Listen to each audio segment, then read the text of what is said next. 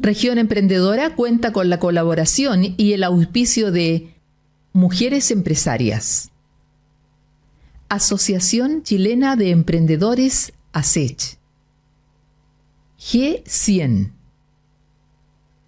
Nada nos detiene, Instituto 3IE de la Universidad Técnica Federico Santa María y su red de mentores 3IE.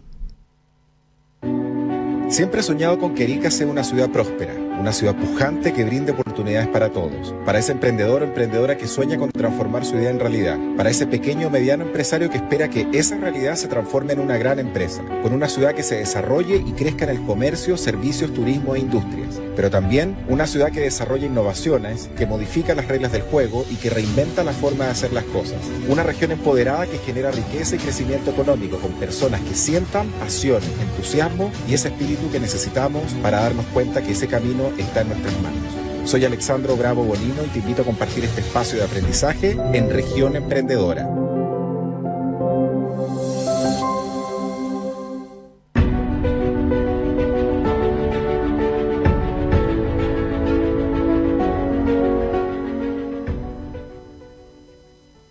Muy buenas noches, bienvenidos a Región Emprendedora, el programa donde celebramos a quienes le dan vida a la innovación y el emprendimiento en Chile. Hoy los saludamos en vivo desde la 104.9 FM y en transmisión simultánea por nuestras plataformas digitales, listos para compartir una hora llena de inspiración, consejos prácticos y conversaciones que impulsan el crecimiento de las pymes y los emprendedores de nuestro país.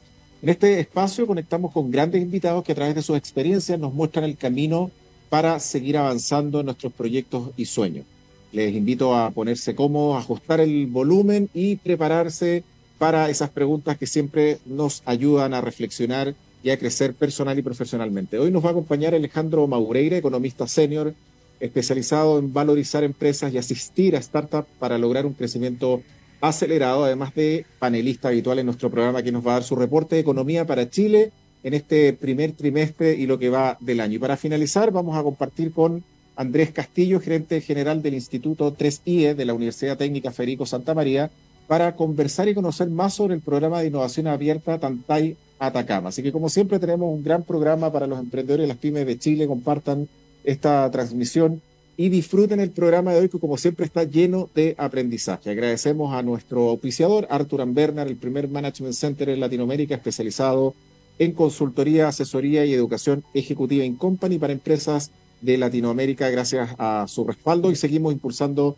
el emprendimiento en nuestro país, y también le damos una cálida bienvenida al Instituto 3IE de la Universidad Técnica Federico Santa María y a su red de mentores del 3IE que se unen a nuestros partners ASECH, la Asociación Chilena de Emprendedores ASECH, Mujeres Empresarias, el G100 y Nada nos detiene para seguir potenciando el mundo del emprendimiento en Chile.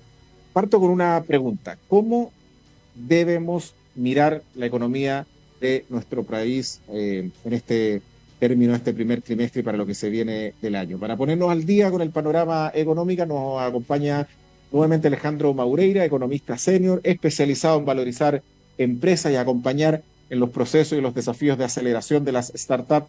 Alejandro, bienvenido a Región Emprendedora.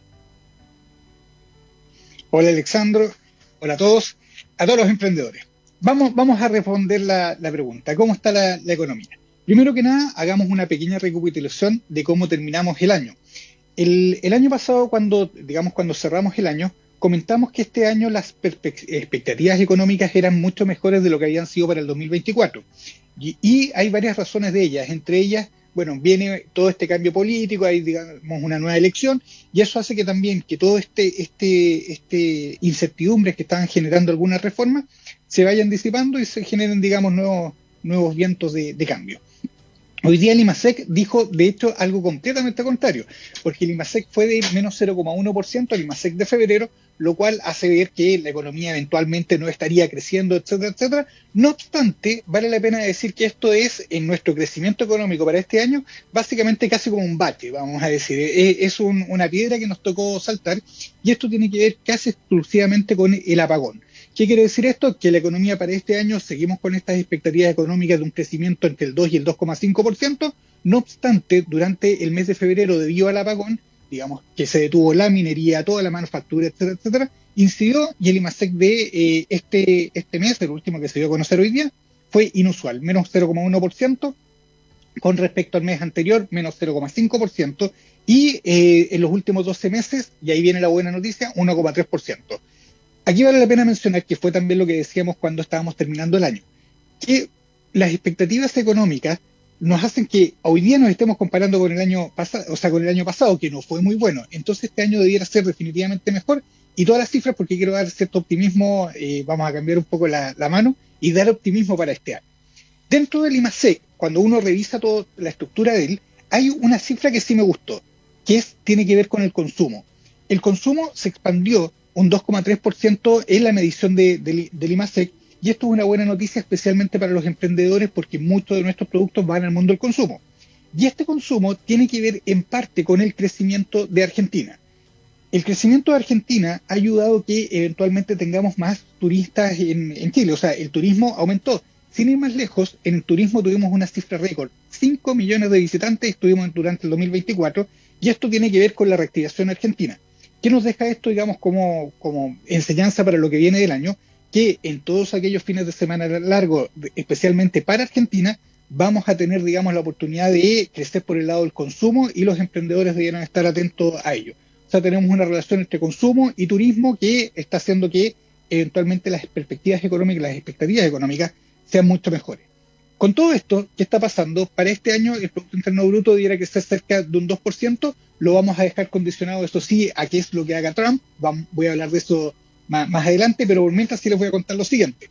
El consumo, esto que estaba mencionando, el año pasado creció un 1%, y para este año espero que haya un crecimiento del 2%. O sea, debiera ser mejor, y por efecto, digamos, que está trayendo Argentina. La inversión internacional, perdón, la inversión, la formación bruta de capital en nuestro país creció un 1% el año pasado, y para este año esperemos que sea más o menos un 3%, y aquí también sí, digamos, hay una siguiente nota, que tiene que ver con respecto a la permisología. La permisología tiene que ver con la cantidad de permisos que hoy día se necesitan para poder formar, por ejemplo, para poder invertir en un proyecto. Sin ir más lejos, hoy día tenemos 15 proyectos de alta envergadura, que suman más de 7.600 millones de dólares detenidos solamente a la espera de permisos. O sea, estamos hablando de inversionistas que quieren invertir y que eventualmente están dispuestos, y lo único que falta son algunos documentos, algunos permisos que se han visado para que eventualmente se puedan ejecutar estos permisos. ¿Qué implica esto? Que como la permisología generó un embudo, hay una serie de inversiones que se han ido retrasando en el tiempo, y que también, si yo las comienzo este año, van a empezar a operar el próximo año. Entonces, desde ese punto de vista, uno dice, ok, hoy día se van a empezar a invertir eventualmente las rentabilidades del futuro. Entonces, desde ese punto de vista, uno espera que para este año, y dado, digamos, lo que se está haciendo a nivel legal con respecto a la permisología, tengamos un crecimiento de la inversión mucho mejor de lo que fue el año pasado. El gasto fiscal, por otro lado, que es otro de los componentes del Producto Interno Bruto, creció el año pasado un 3%, 2,9% para ser exacto, cuando se esperaba un 1,9%. Ya vimos todas estas noticias, ¿no es cierto?, del dinero del litio relacionado a Corfo, que eventualmente se transfirió, etcétera, etcétera. Estamos hablando que más o menos un 1% del presupuesto lo tuvimos, digamos, no se calculó bien, y pasamos de un 2,9 a un 3,9% del PIB con respecto al gasto. Con respecto al año anterior. Y esto también nos lleva a que este año esperemos también un crecimiento del gasto de más o menos 2,7%, donde se espera que sea mucho más restrictivo con respecto al año pasado en algunos ítems. Entonces, desde ese punto de vista, uno dice, ok, nos estamos perfilando, este año va a ser muy similar al año anterior, con algunas mejorías en la inversión, mejorías en el consumo, y dentro de ello también aparecen las exportaciones netas. Las exportaciones también vienen, digamos, mejores que el año pasado. El año 2024, la minería y las cerezas eventualmente hicieron que las exportaciones netas estuvieran muy bien, parte de lo que explica este crecimiento extra de 2% que se esperaba, 2,3% a un 2,6% de cierre del PIB del año pasado. Para este año la minería también debería eventualmente subir. Sin ir más lejos, hoy día el cobre se cotizó a $5 la libra. Nuevas cifras récord, pasamos ya los $4 la libra, estamos en $5 la libra, y esto eventualmente también es un aliciente para la minería. Entonces, con todo esto vamos conformando cómo se ve el escenario, se ve bastante bueno con respecto a años anteriores, y dentro de eso ahora nos pasamos al efecto de ello, el empleo. Dentro de lo que dijimos el año 2023, dijimos, ojo que el empleo va a estar cerca del 8%, pero vamos a tener una caída en la calidad del empleo. Eso fue lo que vatizamos a finales del 2023 para el 2024 y efectivamente así fue. En el año 2024, el 100% de los trabajos que se generaron fueron de subempleo. ¿Qué significa el concepto de subempleo? Significa que personas que están trabajando no todas jornadas, sino que medias jornadas, un cuarto jornadas, algunas horas, o eventualmente personas que, teniendo, por ejemplo, un título, están trabajando en algo para lo que no estudiaron. Ese es el concepto de subempleo, y el subempleo es algo que se va a ir posicionando en nuestro país. ¿Por qué? Por esto que mencionaba. Todos los empleos creados durante el 2024 tienen esta calidad de subempleo. Estamos destruyendo empleos que no son subempleos, y con esto eventualmente podemos cambiar un poco lo que estábamos mencionando con respecto a la informalidad. La informalidad viene subiendo, no obstante está 3-4 puntos porcentuales por arriba eventualmente de lo que ha sido histórico. O sea, si uno mira la cifra y uno dice, oye, pero siempre hemos tenido un 20 y tanto por ciento de informalidad, cierto, pero también es cierto que debido a algunas reformas la informalidad empezó a subir.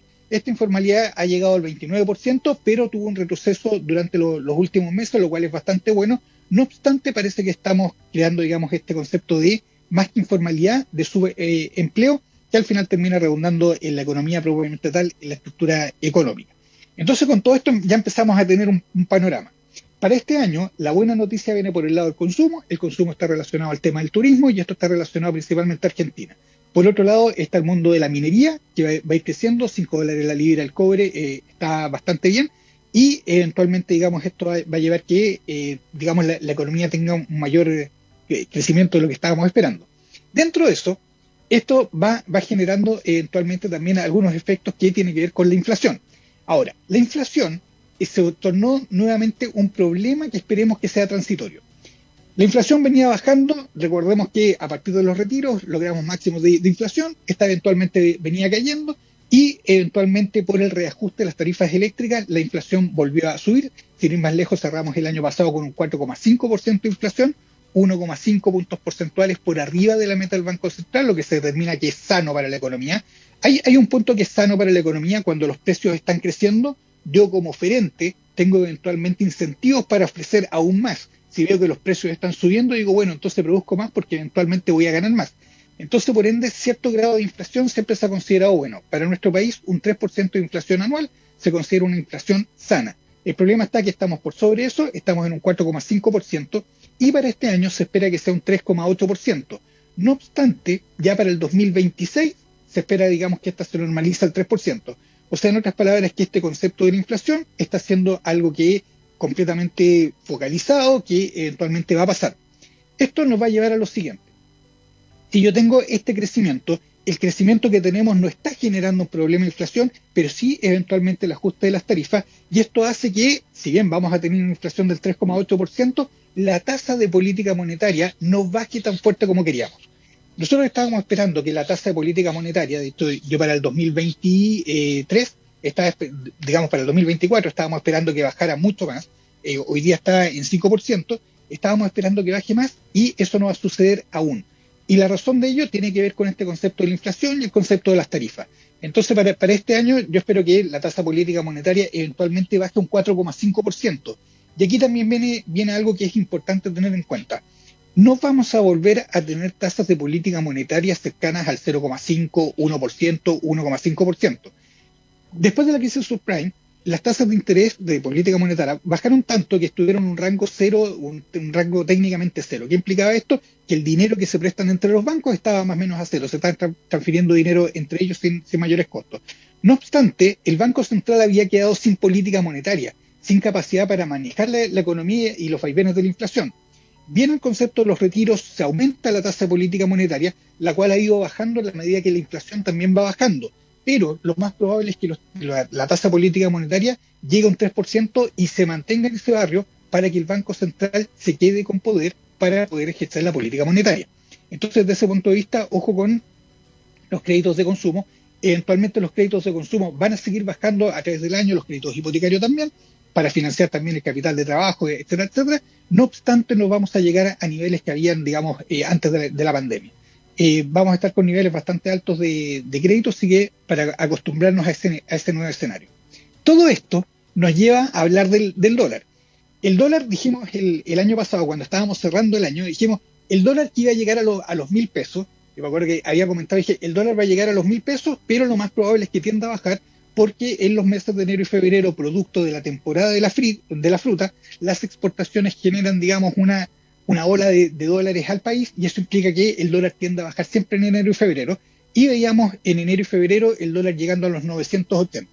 Bueno, hoy día las expectativas del dólar están mucho mejores, bajó a 953, cerró hoy día, pero cerró, fíjense que no producto, digamos, de la bonanza que estamos viendo. De hecho, yo había comentado que esperaba que llegara a los 980 más o menos, 970, y de ahí volviera a subir en lo que va el resto del año. No obstante, el dólar ha seguido bajando a 9.53 y lo más probable es que siga bajando. ¿Por qué va a seguir bajando el dólar? Primero que nada, va a seguir bajando porque el precio del cobre está altísimo, $5 la libra, cerró hoy día, una cifra espectacular, histórica, donde uno dice, ok, si el precio del cobre está alto, nuestra economía vale más, y si mi economía vale más, al transar pesos por dólares me dan más. Eso quiere decir que el tipo de cambio va bajando. Nosotros ahora podemos comprar con menos pesos, compramos más dólares. Entonces, se espera que el dólar eventualmente siga bajando, y hay otro aliciente, que tiene que ver con Trump, que lo está dejando para el final. Asumió Trump y nos recordó la guerra comercial que hubo con China. La última vez que Trump fue presidente, generó una guerra comercial con China, que él subía aranceles, los chinos subían aranceles, él volvía a subir aranceles, los chinos subían, que él bajaba un poco, los otros bajaban, etcétera, etcétera, y iban jugando. Y el problema es que este juego de aranceles, esta guerra comercial que se generó que la economía mundial eventualmente no creciera a las tasas que se esperaban, digamos. Entonces, desde ese punto de vista, se creciera a menores tasas. Y eso implicó que hubo, digamos, una desaceleración del crecimiento a nivel mundial. Para este nuevo mandato, Trump se ha focalizado principalmente en Canadá, en México y en algunos países, en otros países distintos a China, no obstante sigue su pelea comercial con China, y esto ha vuelto a poner el problema. Decir, bueno, vamos a tener una inflación, pero esta vez se espera que el problema de inflación sea focalizado solamente en Estados Unidos. Y uno puede decir, bueno, y en realidad, ¿qué me importa a mí esto? Esto importa porque las tasas de interés en Estados Unidos técnicamente no debieran bajar. O sea, al igual que nosotros, si ellos tienen problemas de inflación, también usan su política monetaria, y si están empezando a tener problemas de inflación, lo más probable es que las tasas de interés se mantengan constantes o eventualmente suban, pero hay muy poca probabilidad de que baje. Eso es lo que ha estado demostrando las cifras de los análisis del mercado en las últimas semanas. ¿Y esto qué implica, digamos, desde ese punto de vista? Que ahora sí tenemos un diferencial de tasas. Como nosotros hoy día, digamos, la tasa de política monetaria todavía tenemos un rango para bajar, eso implica que todavía tenemos capacidad para poder seguir creciendo, y eso implica que el dólar va a seguir bajando. O sea, hay un espacio para que el dólar en Chile siga bajando, y efectivamente espero que el dólar llegue más o menos a los 9.30, digamos, llega a los 9.30, se mantenga en ese barrio de aquí a fin de año. O sea, mis expectativas económicas para este año, ya el dólar baja de los 9.80 que tenía pronosticado a los 930, pero eso sí, aquí con este pequeño bemol, de decir, ojo, que si se agudiza la guerra comercial de Trump y empieza a hacer efectivos los aranceles y se pone más agresivo con el tema, eventualmente el dólar podría seguir un poco más abajo, o eventualmente podríamos tener efectos negativos sobre la economía y cambiar todo esto. ¿Qué es lo que hay que tener en cuenta? Hay que tener en cuenta cómo se está comportando eventualmente Trump, cuáles son las medidas que efectivamente empieza a tomar. Y un dato al margen, el nivel de soporte del dólar 9.25. Si el dólar baja de los 9.25 va a ir hacia los 900. Si eventualmente no baja de los 9.25, se va a quedar en el barrio de los 930, por lo menos hasta que cambien las expectativas económicas. Así que con esto, eventualmente ya tenemos el panorama, digamos, de lo que va a ir pasando en Chile. En resumen, para todos los emprendedores, ¿qué es lo que nos importa a nosotros? Este año las expectativas económicas son mejores que las del año pasado. O sea, en otras palabras, desde el punto de vista empresarial, emprendedores, etcétera, este año debiéramos tener un año similar a lo que fue el 2024, pero con una situación mejorando, y eso inclusive a partir de reformas que podrían ingresar, como por ejemplo la reforma sindical, y otra, la reforma al sistema político, no debieran generar tanto ruido como lo hicieron las otras reformas, incluso la de enero de este año de las pensiones. Entonces, desde ese punto de vista, eventualmente este año va a ser mejor. ¿Cuáles son las áreas que hay que tener en cuenta? El consumo va a ir mejorando en lo que va del año, y el consumo hay que tener ojo con el turismo, sobre todo el turismo trasandino, que eventualmente cifra récord el año pasado, 5 millones de visitantes tuvimos durante el 2024, lo cual hace que eventualmente ahí tengamos un punto donde sacar provecho de las oportunidades que se dan. Otra oportunidad, ojo con la minería, y aquí me quiero centrar un poco en las startups relacionadas al mundo de la minería que han estado dando noticias en lo que va del año. Todo aquello que eventualmente ayuda a la minería a una mayor productividad y un mejor análisis de datos, eventualmente hoy día está siendo muy bien valorada por los mercados, y también todo aquello que tiene que ver con la salud. Así que por ende ahí uno empieza a mirar hacia dónde viene el mundo del emprendimiento, dónde viene el dólar. La inflación va a seguir siendo un problema. Nos estamos acostumbrando poco a poco a que los precios vayan subiendo, pero nos vamos a ajustar. ¿Qué quiere decir esto? El año pasado tuvimos un aumento de los costos laborales, tuvimos inflación, y ambos dos se empiezan a reflejar en los precios. Cuando nosotros empezamos a comprar, o cuando vemos que el sueldo no nos alcanza para, digamos, como nos ha alcanzado otras veces, ese es el efecto de la inflación. No obstante, todos aquellos elementos que generaron esa fuerte inflación debieran tender a normalizarse. ¿Qué quiere decir esto? Que poco a poco esas externalidades las vamos a empezar a incorporar, y poco a poco debiéramos ir llegando, digamos, a estas cifras. No obstante, el tema de inflación va a seguir siendo tema este año con el 3,8 que se espera. Así que ese es el reporte de economía que les traje para este trimestre. Excelente, Alejandro. Alejandro, ¿cómo crees tú que puede modificar o puede cambiar el escenario económico en Chile con las próximas elecciones? Mira, está bastante interesante, porque si uno empieza a mirar la propuesta hoy día tenemos más de 200 candidatos inscritos, pero claro, de ahí que junten las firmas y todo, vamos a los 5 principales. Estaba escuchando las propuestas que vienen desde del área de la derecha, donde todos concuerdan con algo: hay que bajar los impuestos y hay que hacer más eficiente el gasto fiscal. Y yo creo que son dos medidas que eventualmente van a ayudar mucho. Y lo que más me ha gustado de lo que han dicho todos, para no nombrar en forma específica, es que el tema de las pymes pasa a ser importante. De la centro izquierda, lo bueno es que el tema de la eficiencia del gasto y el crecimiento económico se vuelven a poner como temas centrales, como diciendo, oye, en realidad necesitamos crecer para que eventualmente se pueda recaudar más. No obstante, vale la pena mencionar que Carolina Toá, en este caso, ella dijo que por ningún motivo debe haber una baja de impuestos. Hoy día, ojo que las empresas están pagando un 27% de impuesto a la renta, lo cual es altísimo. Y esto también, ojo, que se tiene que medir con respecto a cómo nos estamos comparando con el resto del mundo. Porque si hoy día en Europa hay una tasa de impuesto del 25% y nosotros tenemos un 27%, las empresas van a preferir estar, digamos, en ese país, porque pagan menos impuestos que lo que pagan acá. Entonces, los impuestos internacionales también nos afectan a nosotros. Por otro lado, en la derecha se espera, digamos, o sea, por lo menos lo que están proponiendo, es una disminución del impuesto a la renta, y ahí, claro, van desde el 25% al 20% hasta el 18% en el largo plazo, lo cual obviamente viene con una compensación a las pymes. Hay un reconocimiento también, vale la pena mencionarlo, hacia las pymes como motor de la economía, que eso también es algo que se tuvo bastante abandonado. Así que desde ese punto de vista yo creo que todo lo que tiene que ver con el debate presidencial va a poner a las pymes como elemento central: el crecimiento económico, la eficiencia del gasto, la disminución de impuestos también, y con esos 4 elementos obviamente las expectativas económicas debieran mejorar. Alejandro Maureira, economista senior, gracias, Alejandro, por tu reporte. Nos vemos en mayo con un nuevo reporte de economía aquí en Región Emprendedora. No, nos vemos, muchas gracias, y saludo a todos los emprendedores y sigamos emprendiendo. Así es. Vamos a una pequeña pausa y ya regresamos con el último bloque aquí en Región Emprendedora.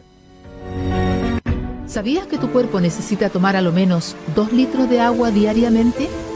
Cada vez que tomes agua, le das vida a tu cuerpo.